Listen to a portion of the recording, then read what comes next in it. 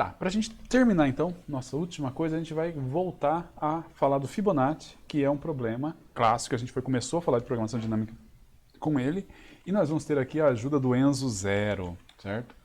Vamos lá, vamos implementar o Fibonacci. Eu não copiei, mas eu acho que dá para a gente implementar ele de boa aqui. stdlib.h, certo? E aí, a gente vai ter aqui o fib de n. O Fibonacci, Enzo, ele tinha dois casos base, né? Você lembra?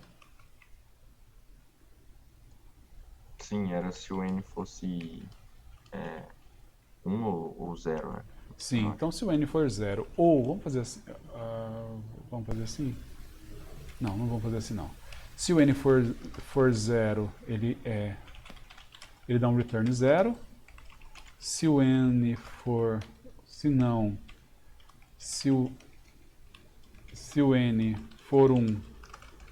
Não é 0, né? Ele retorna 1. Se o n for 1, ele também retorna 1.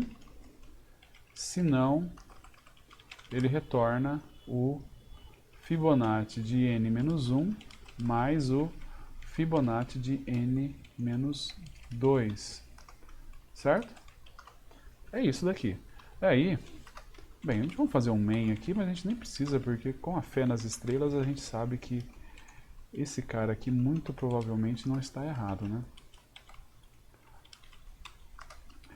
E aqui a gente vai passar um a to i argv1 e a gente vai calcular o fib de n e vai dar um printf no fib de %d é igual a %d barra n nf.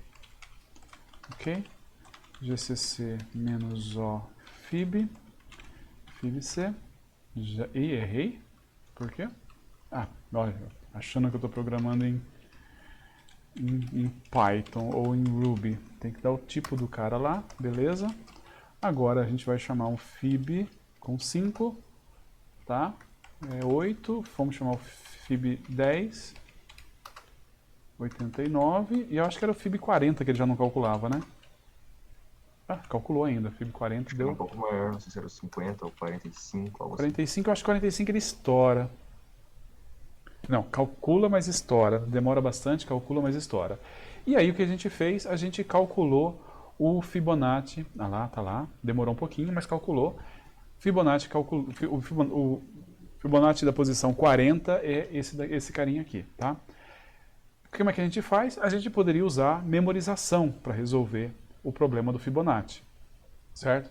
A memorização, a gente já viu, é a técnica, na minha opinião, é a técnica que, vamos dizer assim, a técnica imediata.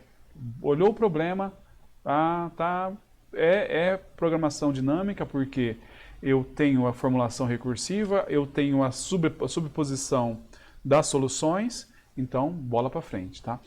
Antes da gente avançar, só uma coisa. Não é só porque você tem a recursiva e essas coisas, essa sobreposição aí, por exemplo, que a programação dinâmica resolve também não, tá? Tem uma outra situação onde não adianta você resolver assim. Por exemplo, quando o resultado das partes você não consegue combinar muito fácil para dar o resultado final. A gente acabou não estressando muito esse problema. Vamos supor assim, se vocês resolveram algum dia a Torre de Hanoi.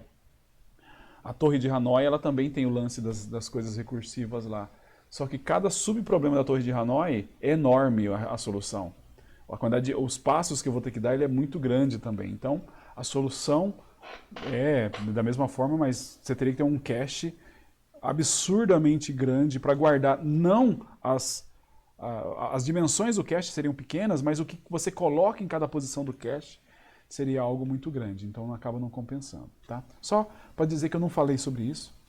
O que nós vamos fazer aqui? Nós vamos resolver isso com programação dinâmica, usando tabulação. Tá?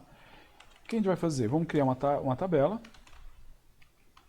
Essa tabela ela vai ter o tamanho dela vai ser n mais 1, porque eu vou colocar até a posição n. Não, o que é isso? Certo? Tranquilo, Enzo? Certo, certo. Bom, não vamos esquecer de dar free nessa tabela. Aqui. O que a gente vai fazer agora? Nós vamos pegar a tabela e vamos converter esses casos aqui em alguma coisa que que vai colocar na tabela. Então o que nós temos? Nós temos que as primeiras duas posições da tabela, elas estão preenchidas com o valor 1. Então, eu vou fazer aqui que o tab da posição 0 é 1, que corresponde a esse trecho aqui. Concorda? Certo, certo. Já era. E tab, tab 1 também, da né? posição 1 é 1, que corresponde a esse trecho aqui. Beleza? Perfeito. Agora, o que a gente tem que fazer? A gente tem que fazer um for que vai da posição 2 até a posição n, incluindo a posição n, e mais. E aí, agora a gente vai converter isso daqui na recursão também. Desculpa, na recursão não, na tabela também. E como é que a gente vai fazer isso? Você tem alguma sugestão, Enzo? Você vai olhar o tab n-1. Que não é n tab, mais. Desculpa, o tab i-1 Tab i-1 mais tab i-2. i-2. E o que eu faço com esse valor? Você armazena no tab i, né? Eu coloco no tab i.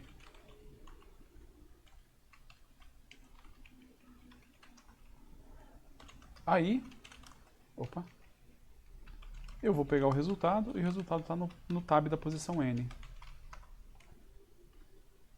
Certo? O resultado vai estar no tab da posição n. E aí, é isto. Vamos ver? Eu acho que está funcionando. Vamos compilar. Compilou. Vamos pegar o 45 já. E deu 0. Olha que ótimo. Por quê, hein? Ficou bom, né? Deu Ficou rápido. bom, né? Ficou rápido pra caramba, eu achei. Um ótimo software para responder 0. Sim, ele responde 0 com uma velocidade muito grande. Porque faltou dar o return, né?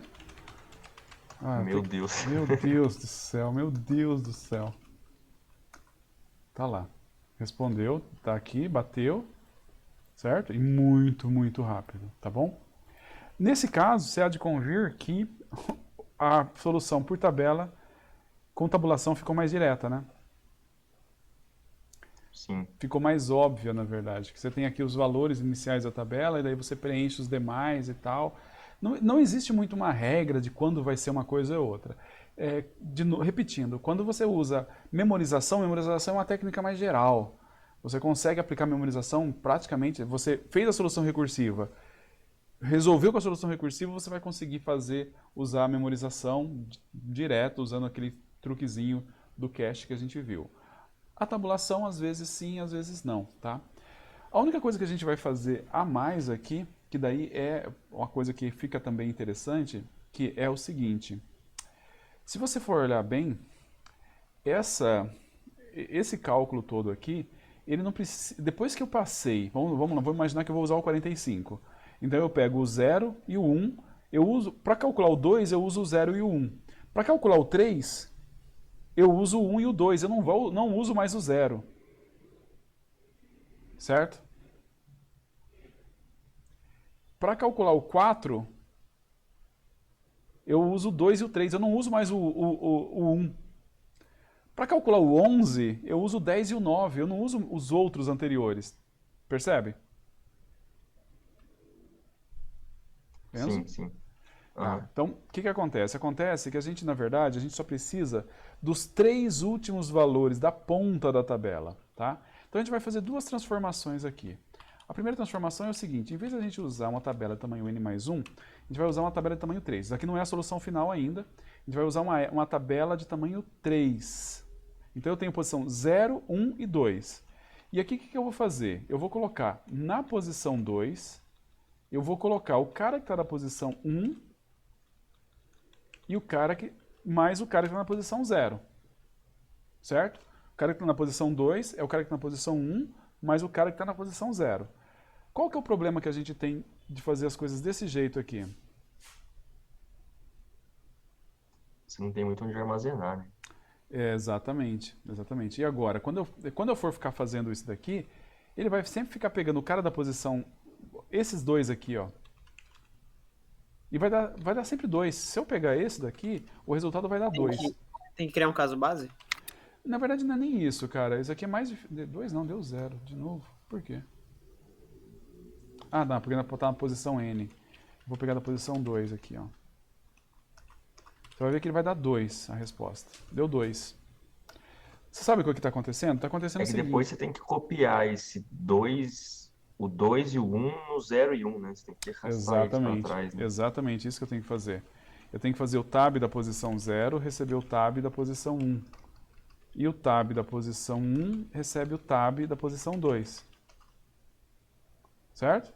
E agora sim. Agora eu posso ficar fazendo isso. Agora deu o resultado de novo. Isso daqui, de novo, é programação dinâmica. Só que fica mais difícil ainda de você enxergar a programação, tá? Mas ainda é programação dinâmica. E aí, só que aí o caso aqui é bem particular. Qual que é o caso? Você percebeu que você vai encher a tabela, mas você percebeu que depois que você passa de um determinado ponto da tabela, você pode esquecer a tabela anterior. Então imagina como se você estivesse fazendo na nossa solução anterior. Se você passou de uma determinada coluna, você pode esquecer as outras colunas para trás. Então você meio que dá um jeito de calcular manter só uma coluna o tempo todo, ou 2 colunas às vezes, 3 colunas no máximo. Com isso, se você tem uma tabela enorme, você tudo bem, vai ter que fazer vários cálculos, só que você não vai guardar a tabela toda. Porque conforme você for passando pela tabela, você vai meio que esquecendo a parte da tabela que você não usa mais. Tá? Com isso, a tabulação tem um pouquinho mais de vantagem em relação ao cache. Porque daí o cache, mesmo que você não preencha o cache todo, você tem que alocar o cache todo. Tá? Você tem que alocar o cache inteiro. Nesse caso aqui eu não preciso alocar, porque eu sei que todo momento só tem 3 posições da tabela que eu vou usar. Então eu só aloco essas 3 posições e tomo cuidado para que essas 3 posições tenham os valores corretos que eu preciso sempre. Tá? Ela vai ter sempre os valores que que vai estar necessitando ali. Fica mais difícil, é maior a chance de errar, mas acaba dando uma solução elegante. Por fim, só falei que isso aqui não é a solução final, por quê? A solução final seria algo assim, ó. A gente pode até depois trocar. Eu vou deixar tab só porque é o que a gente fez. Porque daí eu não preciso nem usar vetor. Porque já que é 3, vetor é quando você tem os índices e você quer variar os índices. Mas nesse caso eu não quero variar índice, eu sei, são 3 elementos. Mas isso vai dar a diferença que as posições de memória não vão estar uma do lado da outra, né? Exato, tudo bem, tudo tranquilo. Mas isso pode falar? corresponde a alguma otimização? Tipo assim... Não tem... Pode ter vantagem, pode não ter. Só que assim, você não usa um vetor sem precisão, porque na pior... Deixa eu só ver se está certo antes, né? Antes de falar qualquer coisa. Bem, tá certo. Na pior das hipóteses, quando você faz assim, ó, para você... Toda vez que você vai pegar o vetor da posição 0, o vetor da posição 1, precisa fazer uma conta. Ele tem que pegar aonde começa a tabela, aonde começa o vetor, somar 2 posições e pegar o elemento lá. Entendeu? Faz sentido. Só que assim, cara, sinceramente, esse tipo de coisa os compiladores otimizam num nível tão grande que não é isso que eu faria para mexer no meu código, não. Tipo, eu vou fazer isso que o meu código vai ficar mais rápido. Dificilmente vai ficar. O compilador ele é esperto para perceber, o cara está falando da posição 0, 2 e tal, o tempo todo, então eu não vou... provavelmente ele nem vai usar vetor para fazer isso aqui. Agora, não sei, é muito comum... deixa eu voltar aqui. Quando você vai pegar o Fibonacci... Tá, você percebeu que aqui essa... Opa, não? Essa aqui é a mesma solução, concorda? Sim, sim. Tá, então por fim, no Fibonacci, o cara vai fazer algo assim, ó.